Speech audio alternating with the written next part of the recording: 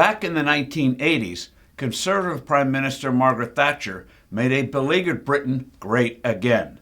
The Conservative government today has done the opposite. There's a big lesson here for America.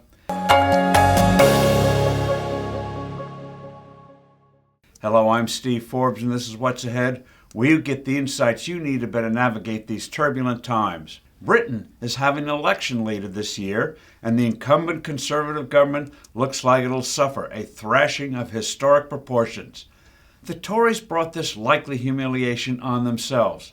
Too often, they acted like they're a lighter version of the opposition Labour Party, which is proud of its socialist roots. In 14 years, the Tories pursued a radical climate agenda that has catastrophically raised prices of fuel and electricity, necessitating subsidies to ease the pain. It put on a perverse excess profits tax on oil and gas producers. It raised all sorts of other taxes. Personal income taxes were effectively boosted. Dividends and capital gains suffered tax assaults. Business taxes were raised as well.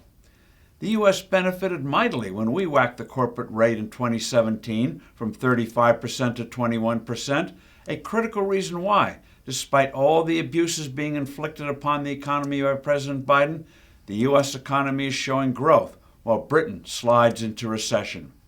The Tories forgot that higher business tax rates mean less productive investment and thus a lower standard of living. Britain is on its way to the highest level of taxation since World War II. The tried and true formula for prosperity, low tax rates, restrained government spending and regulation, and a stable currency, practiced by Margaret Thatcher, has long disappeared down the Tory memory hole. The old saying that if you don't know where you're going, every road will get you there, applies to this floundering government in London. They botched the whole Brexit issue. They botched taxation and regulation. They bought into every climate nostrum without a thorough scientific examination. They ended up trashing what could have been the most vibrant economy in the developed world. The current government even brought back in as Foreign Secretary the failed former Prime Minister who messed up Brexit. They did this on the assumption that this would appeal to moderate voters. Huh? The Tories have been in power for almost a decade and a half. And what positive do they have to show for it?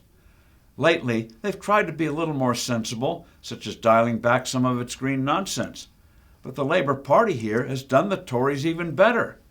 The Conservatives' latest budget did cut 2 points off the payroll tax for working Brits.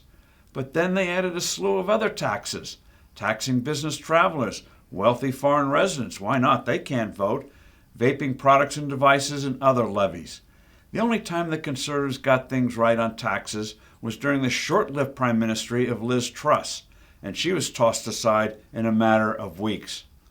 The one positive thing the Tories have done, and it's a huge one historically, has been to vigorously back Ukraine with a purpose and energy sorely lacking from our current administration and certain Republicans. On domestic policy, however, the Tory story is a real-life warning for the U.S. More taxes, more massive and ill-conceived green programs, a tsunami of harmful rules for individuals and businesses are a formula for impoverishing this country. I'm Steve Forbes. Thanks for listening. Do send in your comments and suggestions. I look forward to being with you soon again.